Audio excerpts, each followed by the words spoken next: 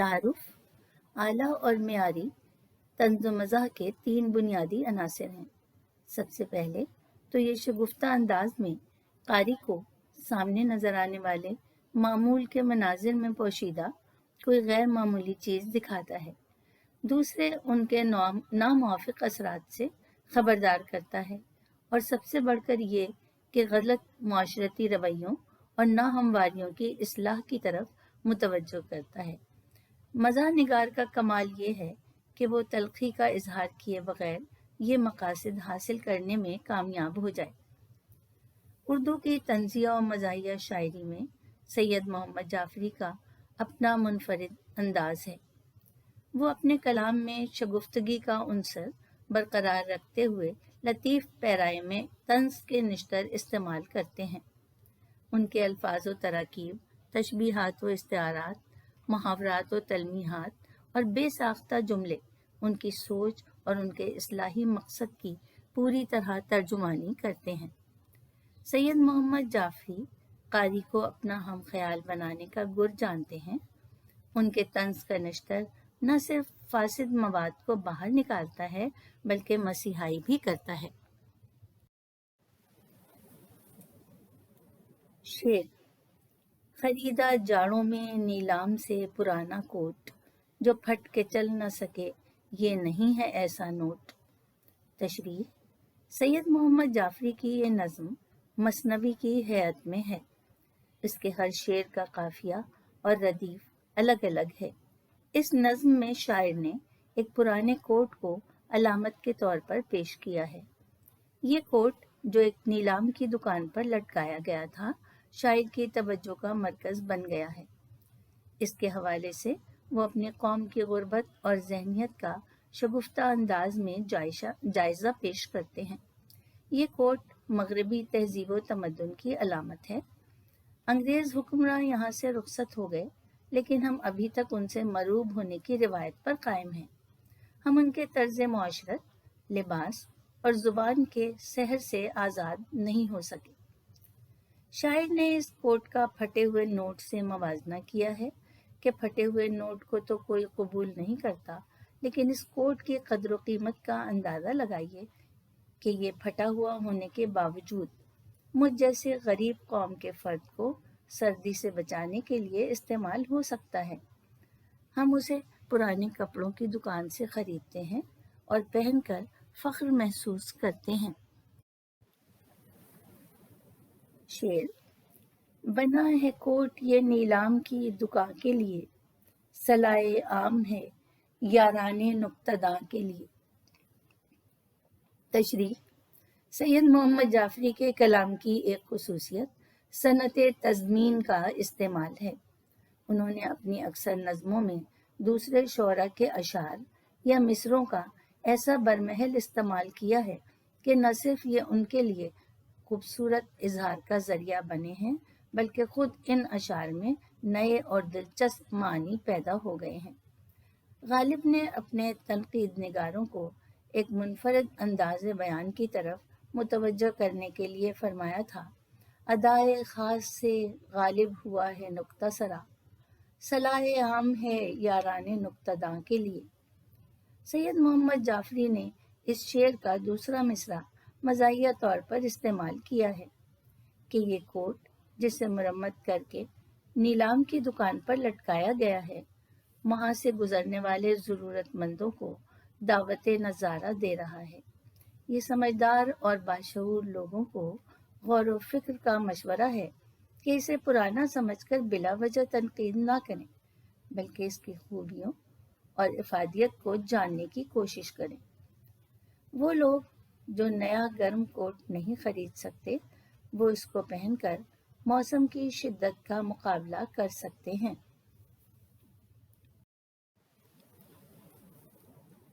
शेर: बड़ा बुजुर्ग है ये, आजमूदा कार है ये, किसी मरे हुए गोरे की यादगार है ये। तशरीह: इस शेर में भी सैयद मोहम्मद जाफ़री का तंज़िया अंदाज अपनी पूरी शगुफ्तगी के साथ जलवागर है। ये पुराना कोट जो नीलाम की दुकान से खरीदा गया है, अपनी उम्र की बिना पर قابل احترام ہے۔ بزرگوں کی عزت و تکریم ہمارے معاشرے کی ایک اہم قدر ہے۔ اس کوٹ کی بزرگی ثابت کرتی ہے کہ یہ تجربہ کار ہے۔ اسے کسی سفید فام انگریز نے پہنا اور پرانا ہونے پر پھینک دیا۔ ملکوں گھومتا پھرتا یہ ہمارے شہر کے پرانے کپڑوں کے بازار تک آ پہنچا ہے۔ اس کو گورے حکمرانوں کی نشانی سمجھ کر آنکھوں سے لگانا چاہیے، کیونکہ رنگ کی بنا پر برتری کا تصور بھی برصغیر کے لوگوں کی ذہنیت کی عکاسی کرتا ہے۔ گورے رنگ سے متاثر ہونا ہمارا معاشرتی رویہ بن گیا ہے۔ پرانے کپڑوں کے تاجر انگریزوں کی اترن سستے داموں خرید لاتے ہیں اور ہم جیسے غریب انہیں پہن کر فخر محسوس کرتے ہیں۔ شاعر نے سردی کے موسم میں نیلام سے ایک کوٹ خریدا ہے اور اب اس کی خامیوں کو خوبیاں بنا کر پیش کر رہے ہیں۔ اس کوٹ کی قدر و قیمت کی ایک بڑی وجہ گورے حکمرانوں سے اس کا تعلق بھی ہے۔ شعر: پرانی وضع کا بے حد عجیب جامہ ہے، پہن چکا اسے خود واسکو ڈے گاما ہے۔ تشریح: نیلام سے خریدے گئے پرانے کوٹ کو شاعر ہر زاویے سے دیکھ رہے ہیں اور جتنا غور کرتے ہیں انہیں تاریخ کے ورق پلٹتے ہوئے نظر آتے ہیں۔ اس شعر میں تلمیح ہے۔ واسکو ڈے گاما ایک مشہور پرتگالی بحری سیاح تھا جو یورپ سے جنوبی افریقہ اور پھر سمندری راستہ تلاش کر کے ہندوستان پہنچا۔ اس دریافت سے یورپ اور ہندوستان کے درمیان تجارت کا آغاز ہوا۔ کوٹ کی تراش خراش کو دیکھ کر اندازہ ہوتا ہے کہ وہ سیاح اسی کوٹ کو پہن کر اپنے سفر پر نکلا تھا۔ اس کا ڈیزائن آج کے لحاظ سے عجیب نظر آتا ہے، لیکن اس کی قدامت پر نہ جائیں۔ ایک تو اس کی تاریخی اہمیت ہے، دوسرے یہ اب بھی میرے وطن کے کسی غریب کو سردی سے بچا سکتا ہے۔ شعر: نہ دیکھ کوہنیوں پر اس کی خستہ سامانی، پہن چکے ہیں اسے ترک اور ایرانی۔ شاعر دلچسپ اور مزاحیہ انداز میں کوٹ کی بوسیدہ حالت کا بیان کرتے ہیں۔ اس کو دیکھ کر انہیں تاریخ یاد آتی ہے، خاص طور پر وہ اقوام جو مغربی تہذیب اور لباس سے متاثر نظر آتی ہیں، ان میں ترک اور ایرانی بھی شامل ہیں۔ لہٰذا یوں لگتا ہے کہ یورپ سے یہ کوٹ ترکی اور پھر ایران پہنچا، اس کے بعد پرانے کپڑوں کے ڈھیر میں شامل ہو کر ہمارے شہر کے بازار میں بکنے کے لیے آیا ہے اور ہم نے اسے سرآنکھوں پر بٹھایا۔ مضبوط کپڑے سے بنا ہوا ہونے کے باوجود یہ کثرت استعمال کی وجہ سے کوہنیوں پر سے گھس کر پھٹ چکا ہے، لیکن اس کی پرواہ مت کرو، بلکہ اس کی تاریخی اہمیت پر غور کرو۔ تاریخ کے حوالے سے جن ملکوں پر مغربی اثرات کا غلبہ ہوا، اس شعر میں شاعر نے ان کی نشاندہی کی ہے۔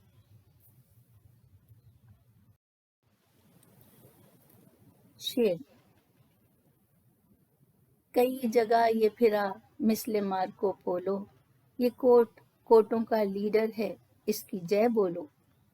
تشریح: سید محمد جعفری اپنی مزاحیہ شاعری کو تلمیحات، تشبیہات اور استعارات سے نہایت برجستہ اور شگفتہ انداز میں آراستہ کرتے جاتے ہیں۔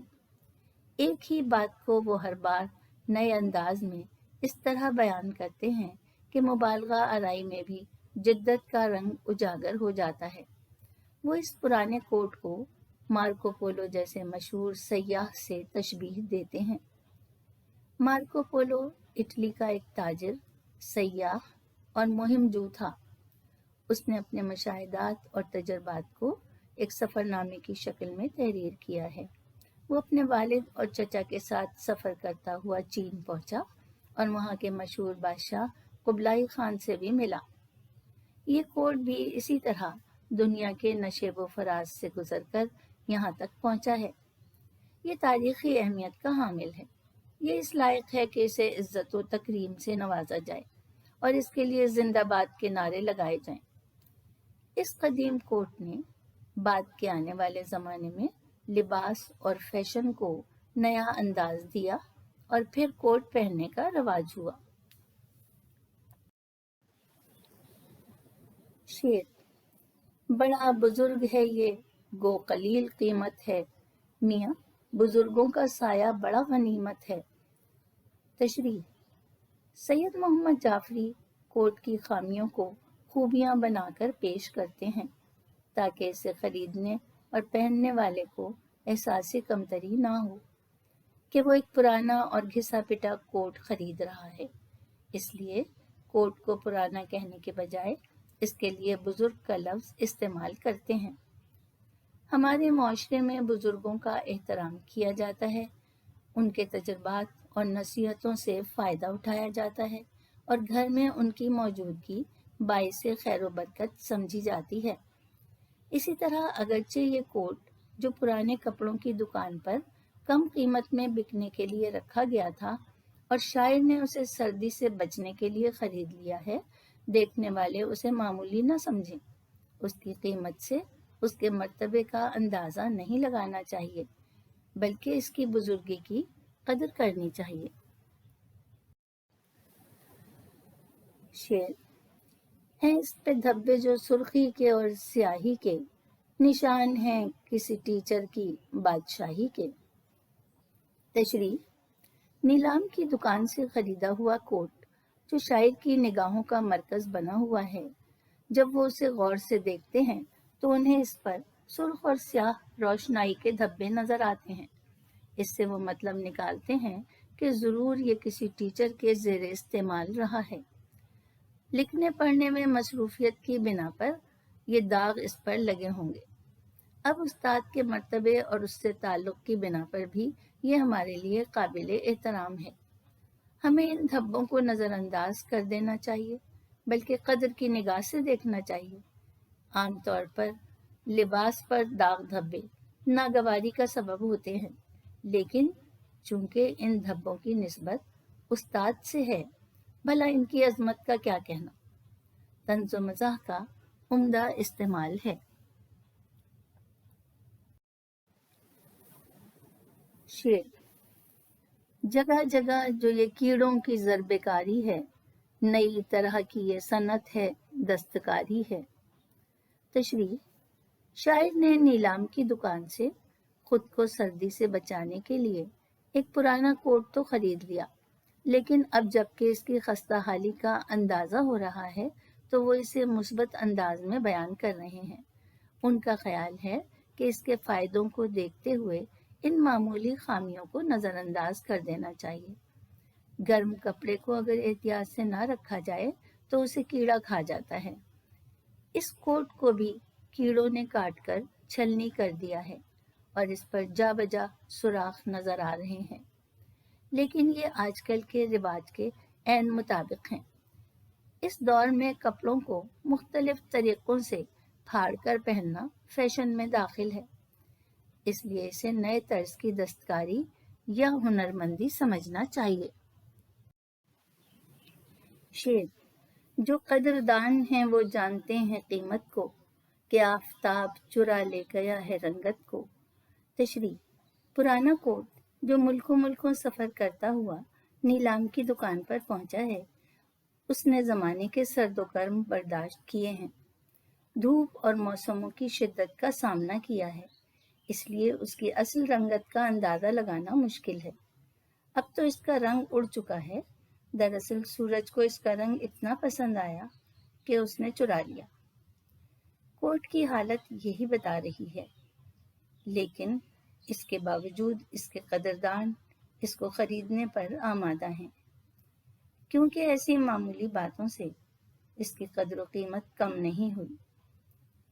سید محمد جعفری اپنے منفرد طنزیہ و مزاحیہ انداز میں ایک بوسیدہ اور بدرنگ کوٹ کے منفی پہلو مثبت رنگ میں اس طرح پیش کرتے ہیں کہ قاری مسکرانے پر مجبور ہو جاتا ہے، جو مزاحیہ شاعری کا مقصد ہے۔ اس شعر میں حسن تعلیل کا استعمال ہے۔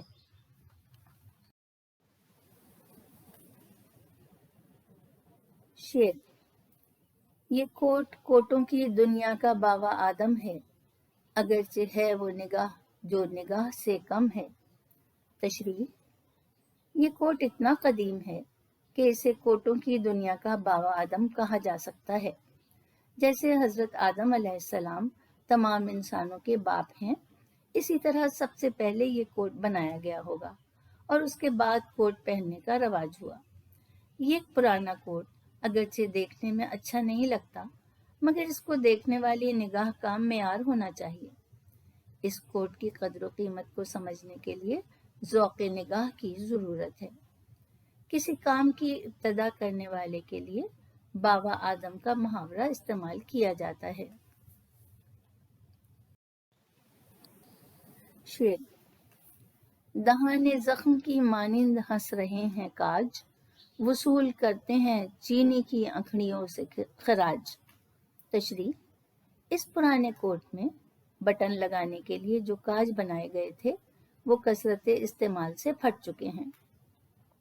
شاعر نے انہیں کھلے ہوئے زخم اور چینیوں کی چھوٹی چھوٹی آنکھوں سے تشبیہ دی ہے۔ اگر انسان کو زخم لگ جائے اور وہ بھرنے کے بجائے بڑھ جائے تو زبان حال سے فریادی نظر آتا ہے، ویسا ہی نظارہ یہ کاج پیش کر رہے ہیں۔ ان پھٹے ہوئے کاجوں کو دیکھ کر دوسرا تصور شاعر کے ذہن میں یہ آتا ہے کہ کاج کی شکل چونکہ آنکھ کی طرح ہوتی ہے، اس لیے انہیں یہ لگتا ہے کہ یہ چینیوں کی آنکھوں کی طرح ہیں اور ہنستے ہوئے ہمیں دیکھ رہے ہیں۔ شعر: جگہ جگہ جو یہ دھبے ہیں اور چکنائی، پہن چکا ہے کبھی اس کو کوئی حلوائی۔ تشریح: شاعر جتنی بار کوٹ پر نظر ڈالتے ہیں ان کا ذہن انہیں نئے نئے نقشے دکھاتا ہے۔ کوٹ پر دوسرے دھبوں کے علاوہ انہیں چکنائی کے دھبے نظر آ رہے ہیں، جن سے معلوم ہوتا ہے کہ یہ کبھی کسی حلوائی کے زیر استعمال بھی رہا ہے۔ وہ مٹھائیاں بناتے ہوئے اسے پہنتا ہوگا، اس طرح اس پر گھی کے دھبے لگ گئے ہیں۔ نیلام کی دکان سے خریدا ہوا پرانا کوٹ جو شاعر کے ذہن کے دریچے کھول رہا ہے، یہ نظم پڑھنے والوں کو دعوت فکر دیتا ہے کہ روزمرہ زندگی میں دکھائی دینے والی بہت سی چیزیں بے شمار مراحل اور مدارج سے گزر کر ہم تک پہنچتی ہیں اور مشاہدے کا تقاضا کرتی ہیں۔ اس کوٹ سے بھی ہر طبقے اور ہر حیثیت کے لوگوں نے فائدہ اٹھایا ہے۔ یہ سب کی ضرورت میں کام آیا، اس لیے قابل قدر ہے۔ شعر: گزشتہ صدیوں کی تاریخ کا ورق ہے یہ کوٹ، خریدو اس کو کہ عبرت کا ایک سبق ہے یہ کوٹ۔ تشریح: شاعر سید محمد جعفری آخر میں ایک بار پھر نیلام کی دکان سے پرانا کوٹ خریدنے پر خود کو حق بجانب قرار دیتے ہیں اور طنزیہ طور پر کوٹ کی تاریخی اہمیت کا احساس دلاتے ہیں کہ اسے دیکھ کر صدیوں پرانی تاریخ یاد آ جاتی ہے۔ یہ خاص طور پر ہماری قوم کے لیے عبرت کا سامان ہے کہ یہ دور غلامی کی یادگار ہے۔ ہمیں کوٹ کی بدلی ہوئی حالت سے بھی سبق لینا چاہیے۔ شاعر نے اس نظم میں غریب قوموں کے افراد کی بے بسی اور مفلسی پر بھی طنز کیا ہے کہ وہ کوٹ کی بوسیدہ حالت کے باوجود اسے خریدنے پر مجبور ہیں، کیونکہ وہ انہیں سردی سے بچاتا ہے اور عام لوگ نیا گرم کوٹ خریدنے کی استطاعت نہیں رکھتے۔ ان کا مشورہ ہے کہ ایسی نایاب چیز نظر آئے تو خرید لینی چاہیے،